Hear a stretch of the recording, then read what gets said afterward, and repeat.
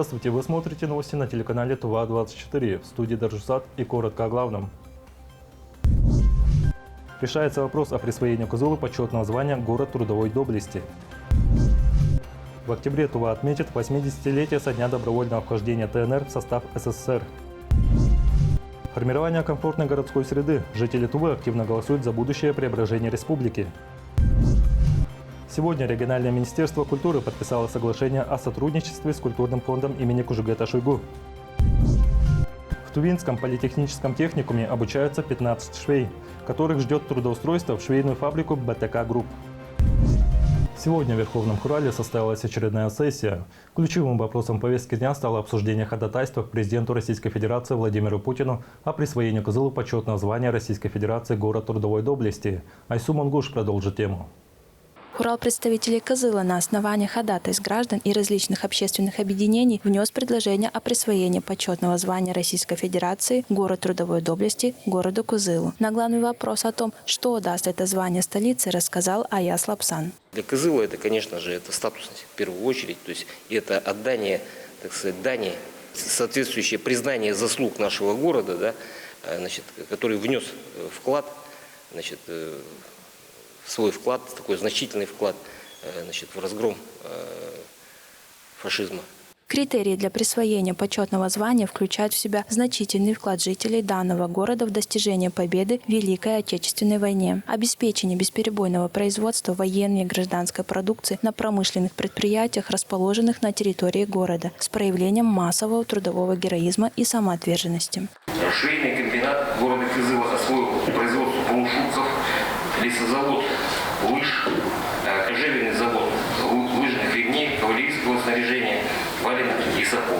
Всего в годы войны на нужды фронта были направлены 52 тысячи пар лыж, 10 тысяч полушубков, 19 тысяч пар теплых рукавиц, 16 тысяч пар валенок, 50 тысяч боевых лошадей, а также продовольствие и скот. Общая сумма материальной помощи от жителей Тувинской Народной Республики составила 66,5 миллионов рублей. Товарищ, наш полк, как и вся славная Красная Армия, начала свой славный боевой путь от Сталинграда, где закончила прославутую банду.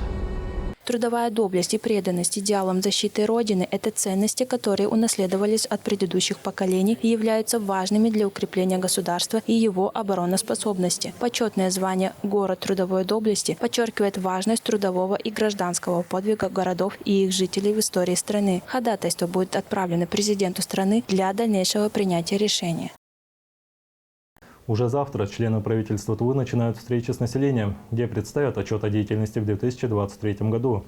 Глава Тувы Владислав Хавалык поставил задачу не только широко ответить на вопросы по прошлому году, а обозначить перспективные планы. Муниципалитеты под методическим руководством Республиканского Минэкономразвития разработали долгосрочные планы развития своих территорий. Важно услышать мнение земляков, отметил руководитель региона.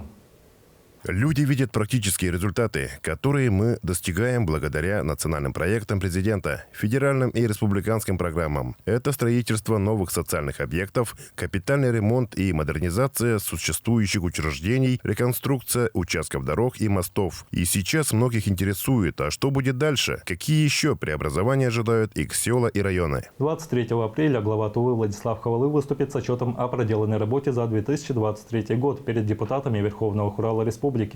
Отметим, что отчет будет транслироваться на страничках в социальных сетях главы. Любой желающий житель может подключиться. 80 лет назад Тувинская Народная Республика добровольно вошла в состав Советского Союза. Историю этого значимого события запечатлели фотографии, архивные материалы, газеты, которые хранятся в Национальном архиве республики. Более подробно расскажет наш корреспондент.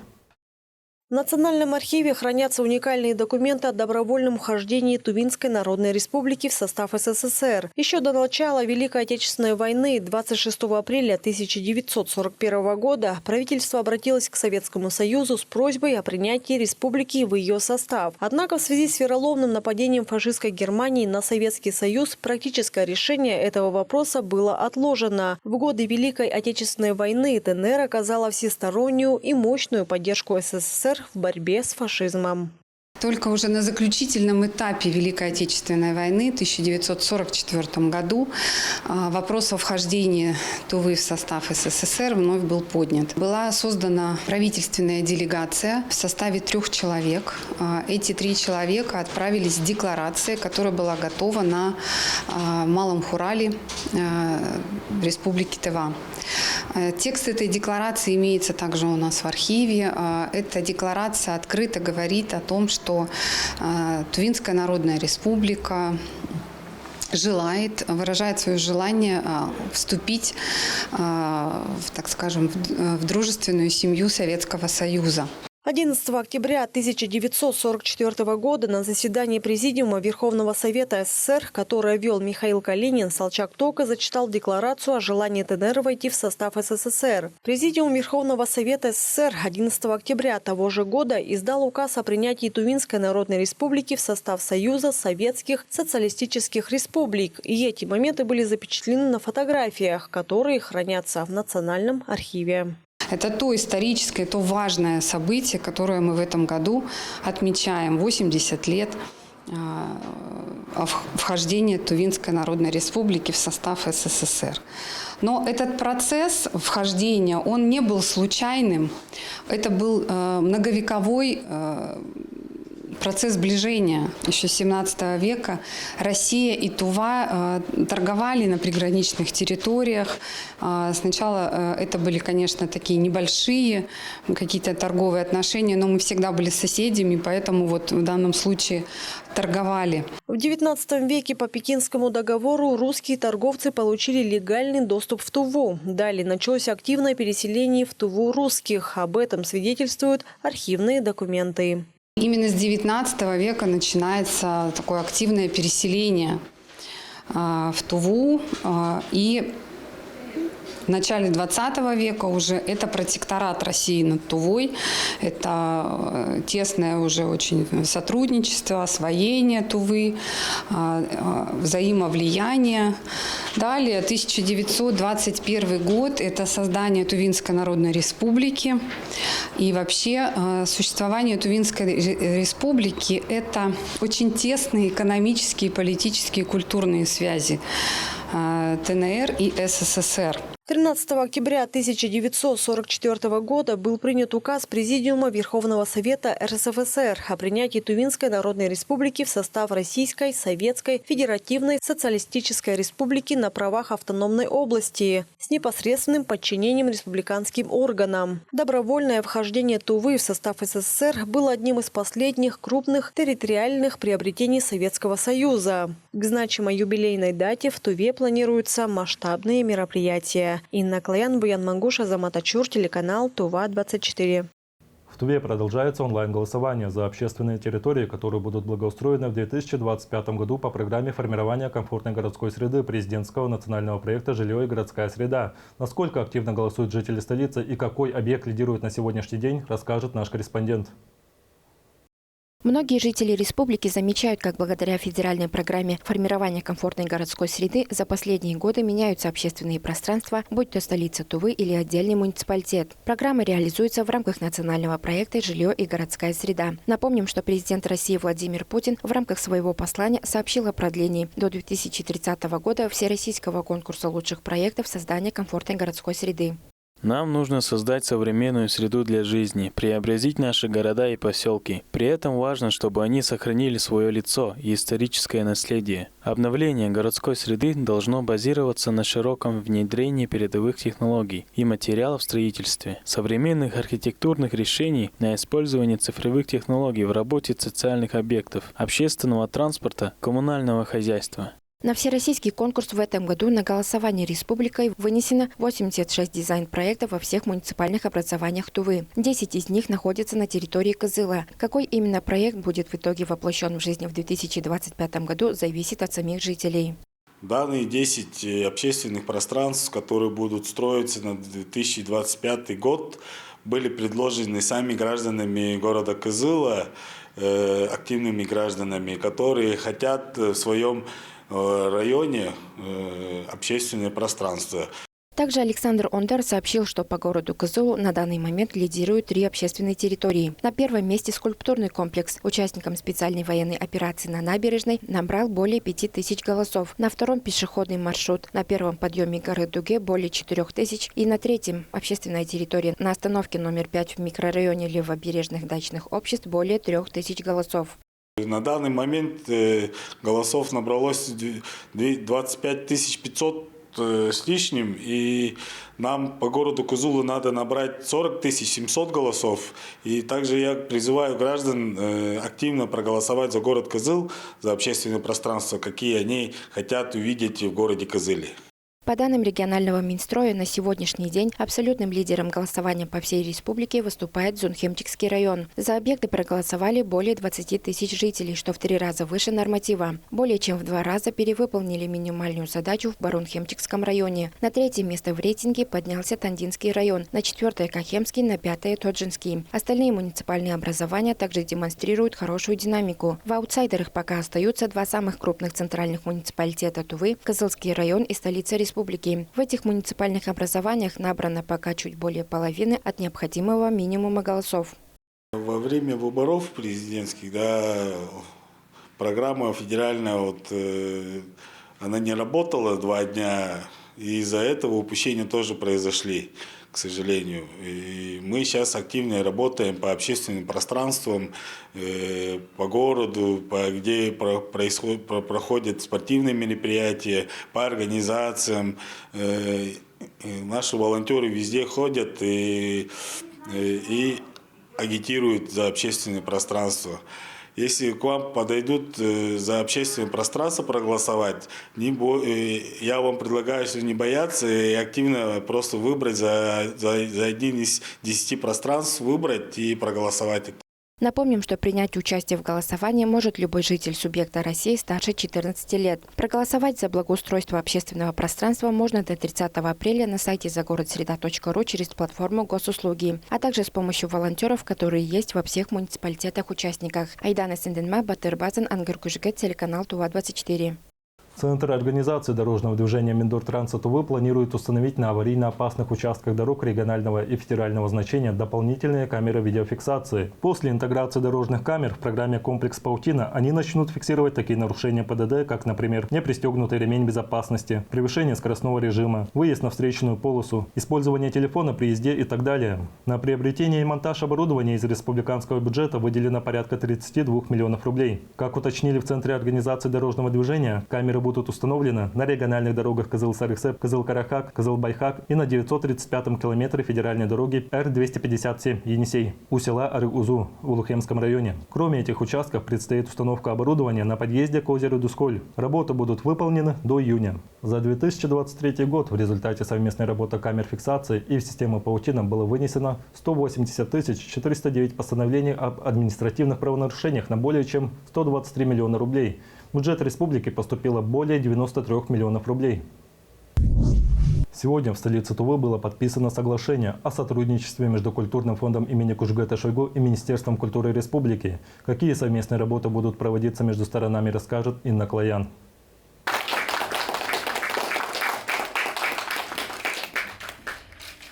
Совместно с Культурным фондом имени Кужугета Шойгу и учреждениями культуры Тувы проводится множество мероприятий, такие как открытие буддийского монастыря Туптен-Шедруплинг и Ледового городка, проведение научно-практических конференций и конкурса на грант Культурного фонда, создание статуи Будды в Кызыле. Это взаимодействие, это, скажем, сотрудничество, оно соответствует названию фонда.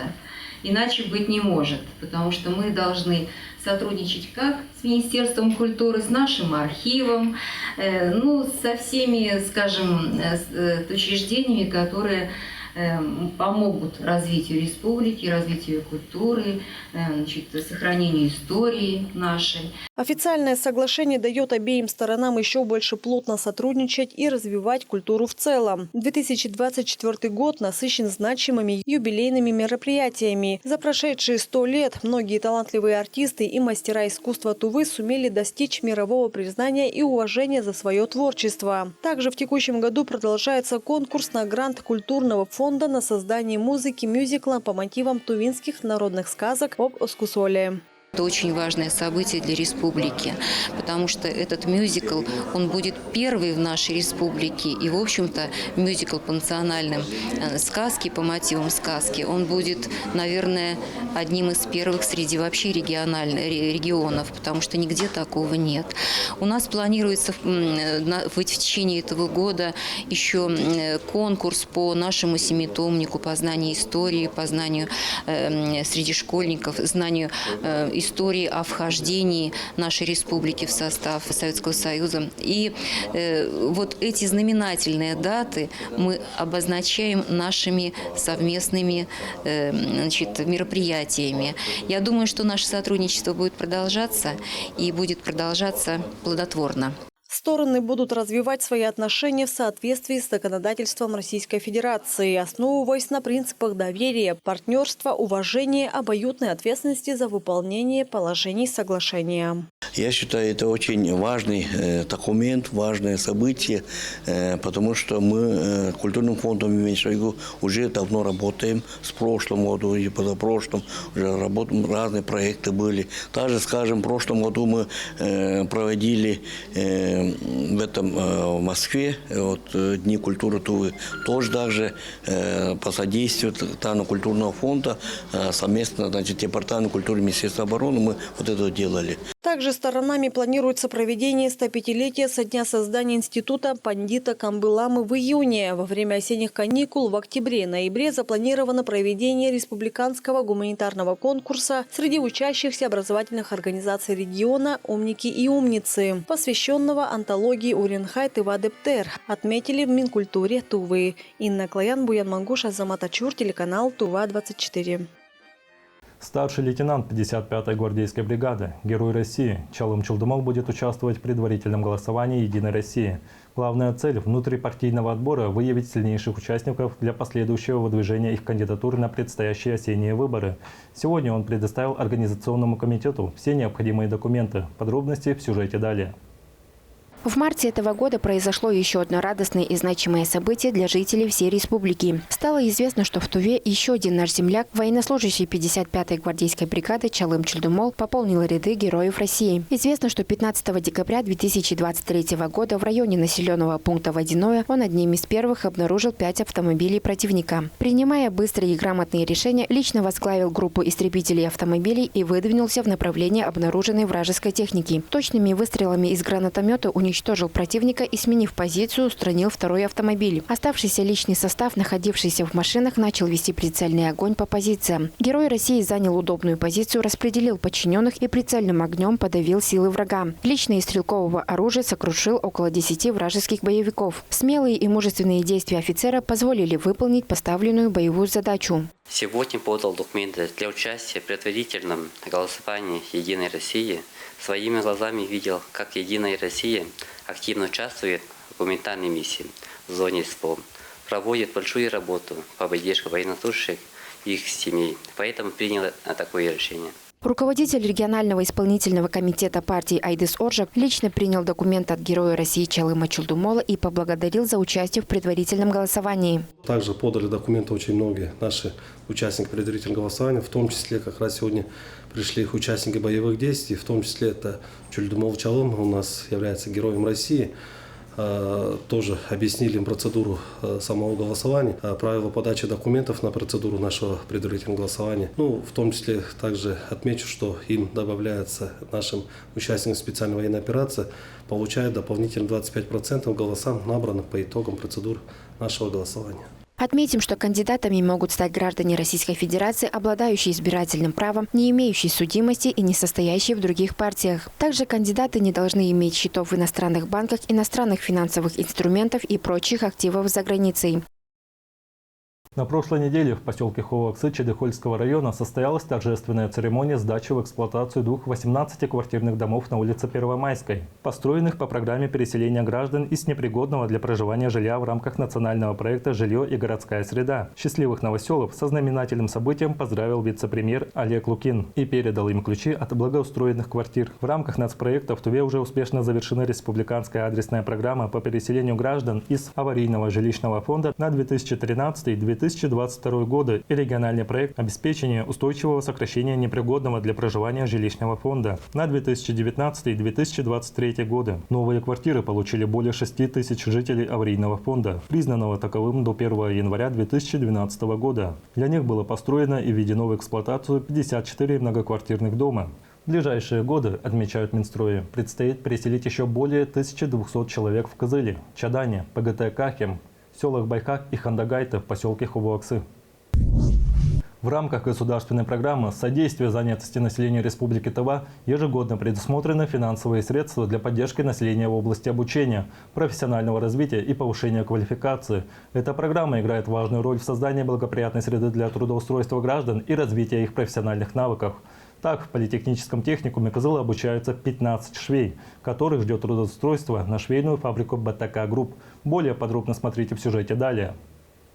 Одним из ключевых аспектов программы является обеспечение доступа населения к образовательным ресурсам. Благодаря выделенным средствам люди могут получить качественное образование, освоить новые профессии и специализации. Это способствует расширению возможностей трудоустройства и повышению конкурентоспособности на рынке труда. Помимо обучения, программа также охватывает мероприятия по повышению квалификации работающих специалистов. Это позволяет людям совершенствовать свои профессиональные навыки, быть в курсе актуальных тенденций в своей области и успешно справляться с профессиональными вызовами, отмечает начальник отдела профобучения профориентации Центра занятости населения Тувы Алдынай Сержей.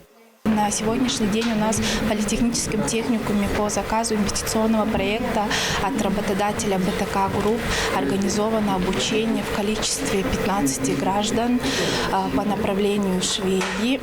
Они начали обучение с 27 апреля, закончат 26 мая, и после завершения обучения они будут направлены на работу в БТК Групп.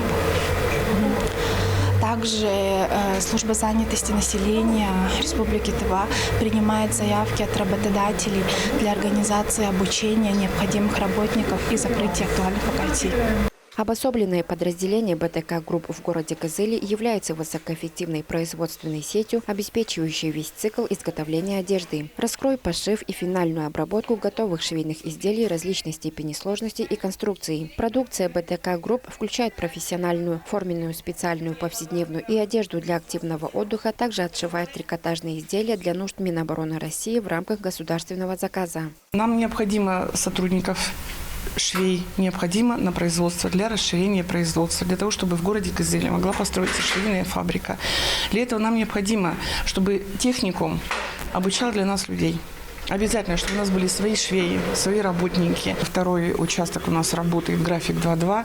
Нам необходимо там 88 человек. Поэтому нам надо набирать на вторую смену людей. Это 42 человека. Программа обучения была составлена и согласована с БТК Групп. Это в пределах 144 часов. Помимо теории, основной уклон делается на практику. Практику ведет Артыш Мартуел, участник социального контракта. В апреле 2023 года, заключив социальный контракт, он открыл швейную мастерскую и закупил необходимое оборудование для пошива национальной одежды. А в ноябре прошлого года его пригласили преподавать в Тувинский политехнический техникум.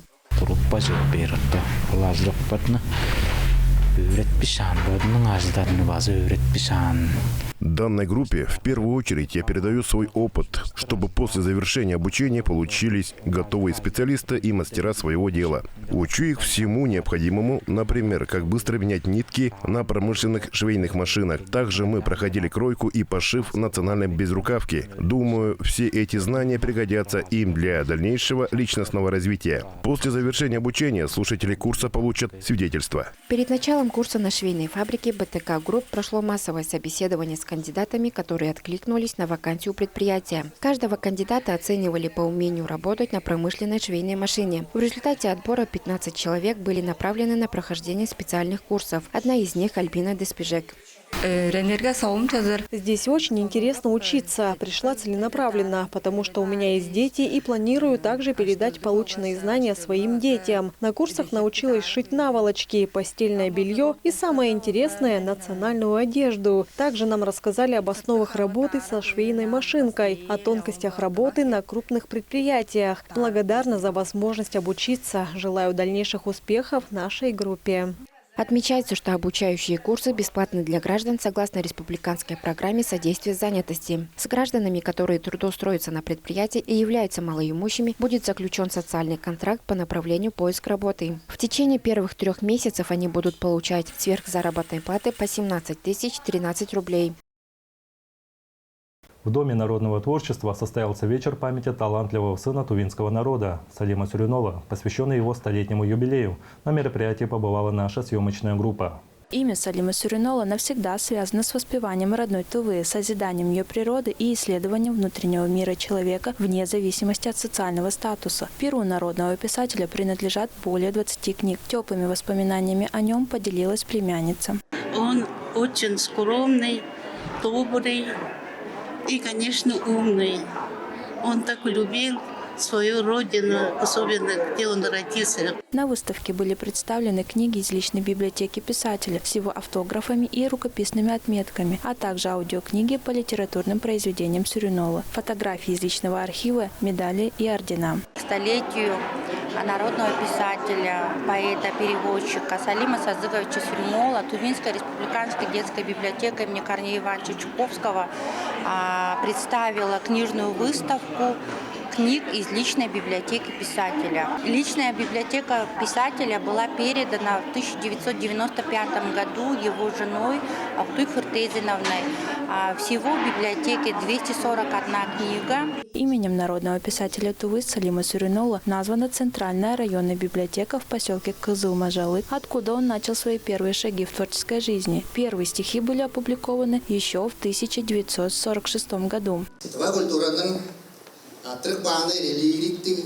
Наследие народного писателя Тувинской АССР Салима Сюрюнова по сей день не теряет своей актуальности. В этот вечер мы отмечаем 100-летие со дня рождения человека, который внесен в книгу «Заслуженные люди Тувы 20 века». Произведения писателя переводились на языки народов СССР и зарубежных стран. Кроме того, Сюрюнов известен как соавтор русско-тувинского и тувинско-русского словарей, а также он был составителем хрестоматии по родной литературе для 7 класса. Это были все новости к данному часу. В студии был Даржусат. До встречи в эфире.